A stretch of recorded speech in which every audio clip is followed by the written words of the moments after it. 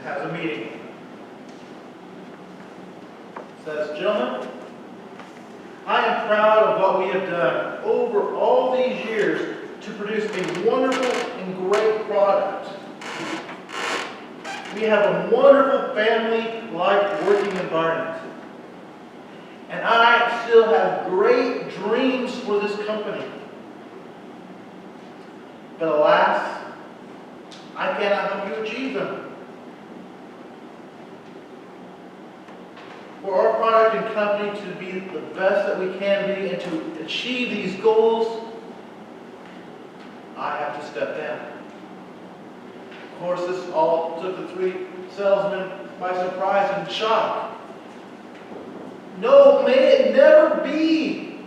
You are the founder. You are the heart of this company. What would we do without you? He replied that, I appreciate your love and your loyalty. However, I know that all I can do has been done. For this company to be the best, I must step down so another can step forward. I have no intention of closing this business. Instead, I'm entrusting it to someone who has already taken their product to a national level. However, this deal is not sealed. It is not complete. In order to seal the deal for this company and yourselves, you must meet with the potential buyer tonight. He has asked me to meet of you all together. He wants to meet you at one of our local dining establishments. At that meeting, he wants to hear from you what you think is valuable and important about our company that he might be willing to partake and help us out. So I encourage you, just as you have been loyal to me and this company, reach out to him in the same manner. So, as you can imagine, those three salesmen were flabbergasted by hearing this announcement, but they all agreed to go. That night, the three of them they met with that buyer at that finest restaurant, and after introducing themselves to the potential buyer, each one of the salesmen was asked to explain why they thought the buyer should buy the company, and tell why they loved working there for all these years. The buyer looked to the youngest of the three salesmen and goes, "You go first." Well, he'd only been there for about 4 years, but he looked to the buyer with a smile as big as the state of Texas, and tears just forming in his eyes. He goes, "Sir, well, I've only been with this company just for a few years. It is one of my biggest joys. I'm a single man. I have no family here. The family of my youth are in another part of the country. Yet my boss, who is stepping down, my colleagues here around this table, and all the other employees have become my family. They care about me. We care about each other. We take time to reaffirm one another. We celebrate with one another. Matter of fact, we celebrated Sue in accounting. She just had her third child. What a celebration. And then Bob and Marty got married. Oh, we were celebrating with him. The love of family within our company is what keeps me going. We could easily make this wonderful product, which we do, but without that joy of the family work environment, it's just another product. That love goes from us into the work we do and into the product we make. That is why I love my company, and I think you will too. Please consider joining us and helping us. While he's pouring all this out, the second salesman turns to the third and goes, supposedly under his breath, but the buyer heard, "What does this fool think he's doing? We're trying to sell, and all he's talking about is emotion." Well, of course, the buyer heard this. So he goes, "Okay, well then you, sir, you tell me why you love this company and why I should buy it. He goes, I mean no disrespect from what I said. I too love my company.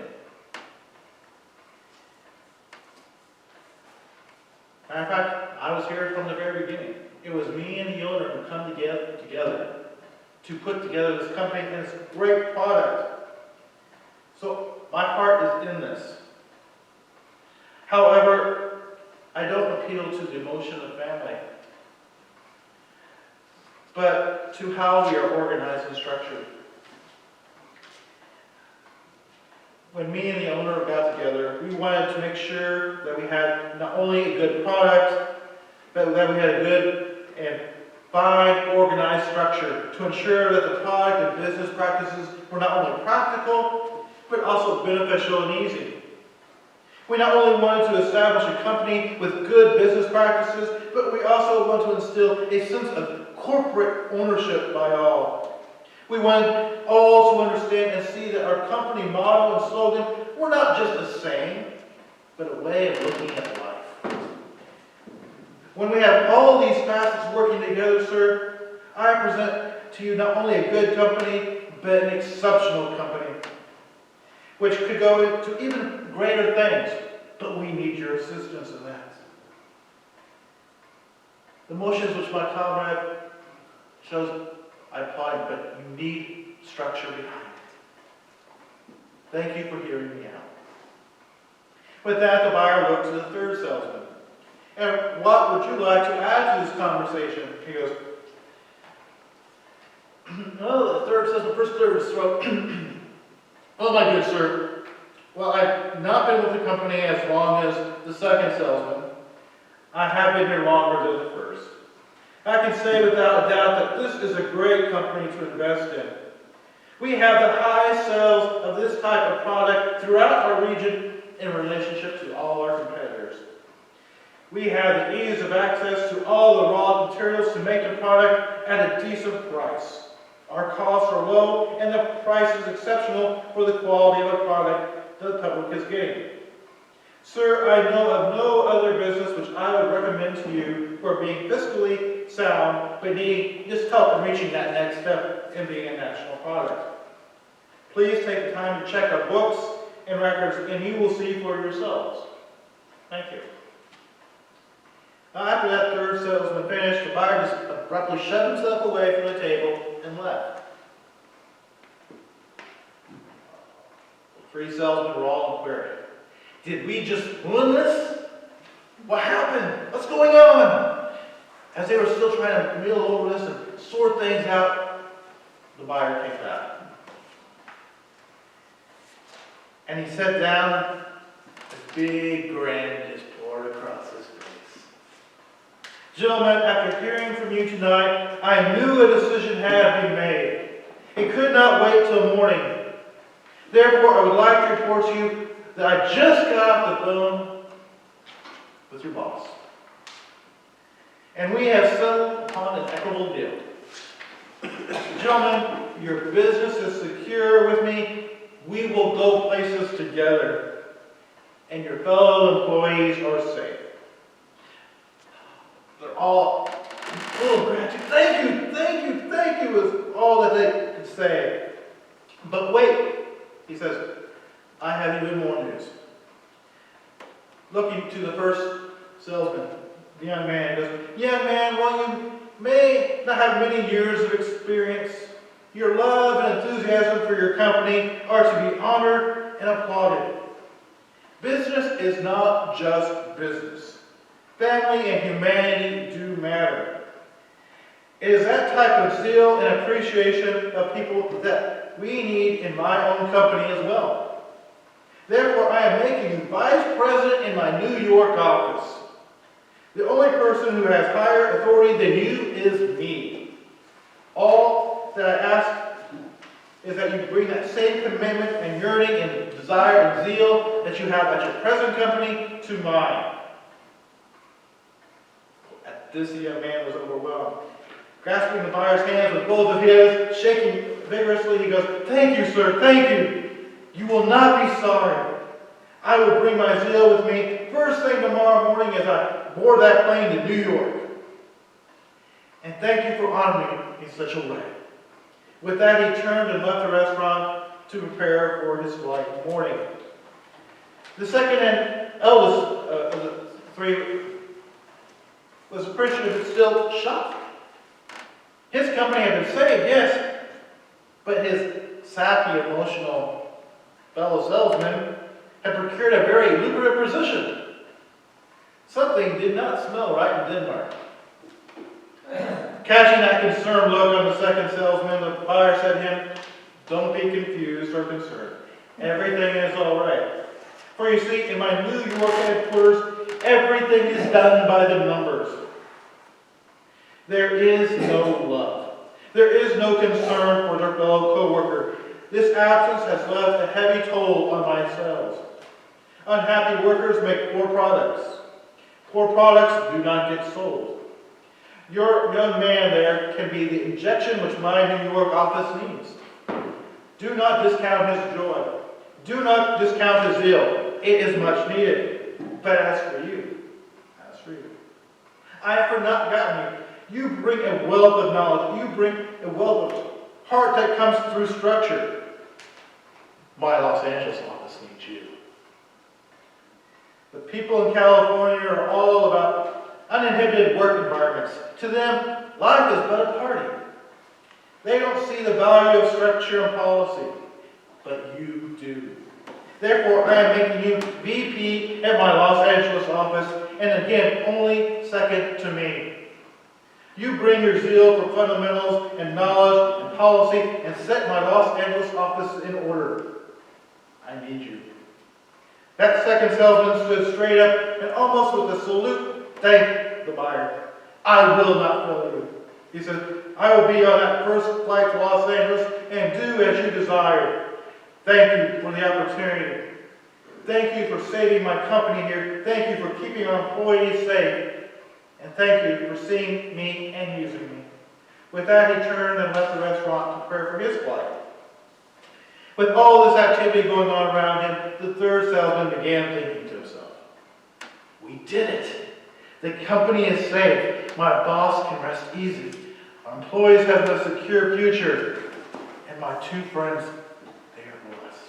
One is going to be a VP in New York and the other in Los Angeles. I wonder what he has in store for me. Maybe Dallas? Or perhaps Detroit? Or dare I dream, Chicago? You, my son?" Yes, sir. "Before you go home, stop back by your office and clean out your desk." "Yes, sir. But what? But where am I going?" "I really don't know the answer to that. All I know is that you're not going to be working for me." "What? But why not, sir? I'm a good worker and an exceptional salesman." "I cannot disagree with that. Your very own office records attest to that fact." "So then why are you letting me go?" "Because, my boy, you have no zeal. When you had a chance to save your present company by telling what you love about it, all you could do was repeat facts, which I could find in your company's portfolio and brochures. You showed no compassion for what the company stood for or its employees. All you cared about was yourself.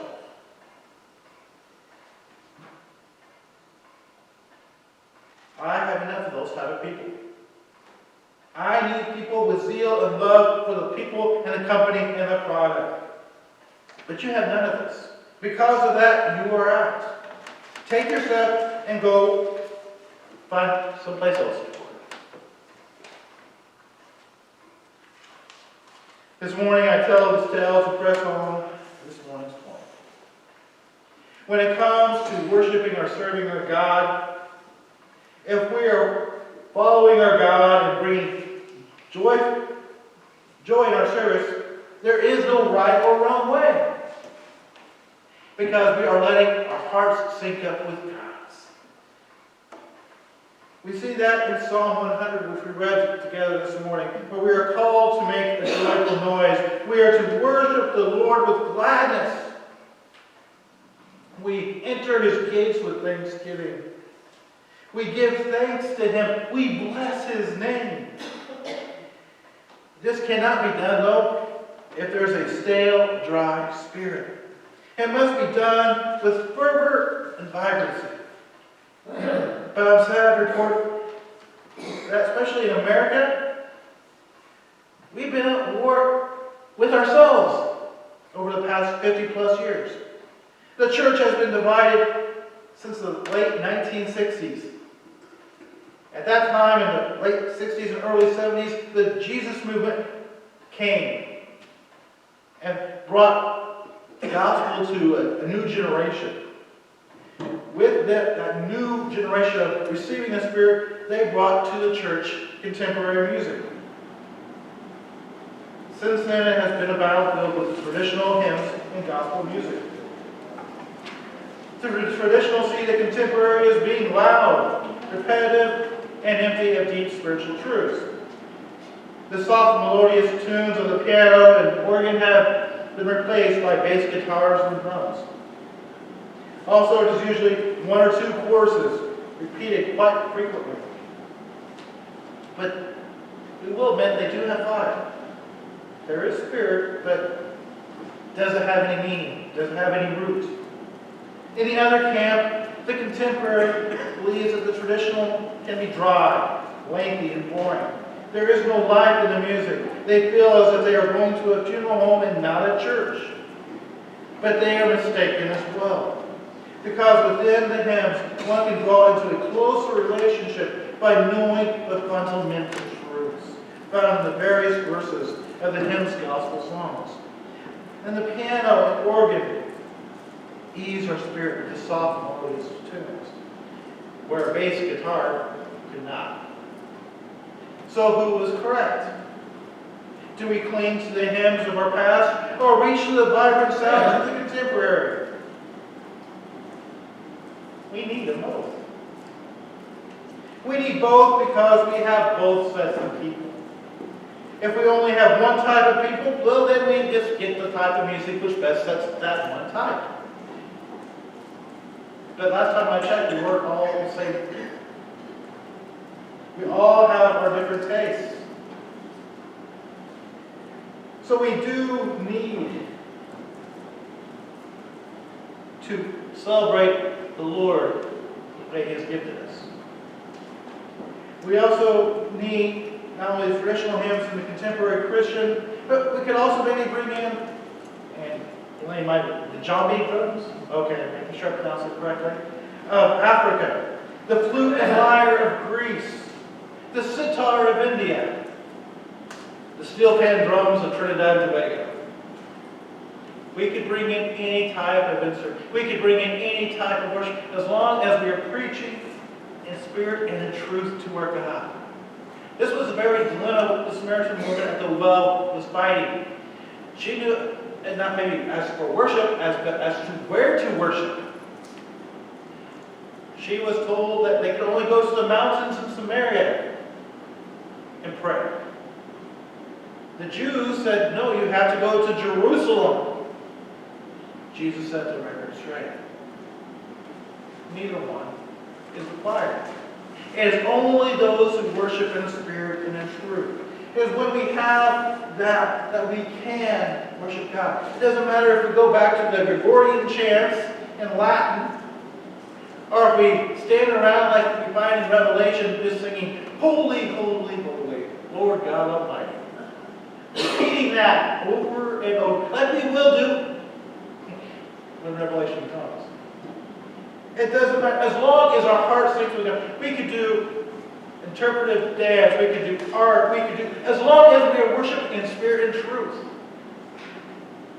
That's what it's called for. We need to show God that we love Him. And some raise the question, well, are we mostly doing it to entertain ourselves? Yes. Because do you really worship when you do it as a chore or a drudgery? You're just going through the motions. You bring joy to the Father when you have joy yourself in what you're giving. I think that's part of the problem with Cain and Abel. Abel brought what he did because out of love. Cain just brought an offering. And it was rejected. Is our worship, not only here on Sunday mornings, but throughout the days of the week, is it from our heart? Or are we just going, well, that's what I was taught how to do? God has given you many talents. I could bring Marilyn up here and a thing of dirt. She'd make worship out of the dirt. However, I wouldn't recommend hugging her afterwards. Otherwise, you might have handprints on the back of her. Sure. But let that be worship. Let us quit arguing about who was right and who was wrong, because you're all right and you're all wrong. You're all right in what you do, but you're wrong in judging the others. God says, love Him, worship Him in spirit and truth. Let us be like that first and second salesman, finding our zeal about what we do and just pursuing it. Not knocking down the others, but doing it. But let us never be like the third son. One who just going through the motions. Clocking in, time for church. Time out. Okay, time to clock out. No. Worship is from the heart. Worship is from the Spirit. It's also the truth. Being true to who you are, being who God created you. Let that be our lesson this morning. Finding out what you like about God and what He has gifted you with, and worshiping Him accordingly. Let us pray. Lord, I just want to thank you. You did not make us all the same. You've given us many gifts and talents. Mine is far from being musical in any form or fashion. But you have given me a dramatic flair at times.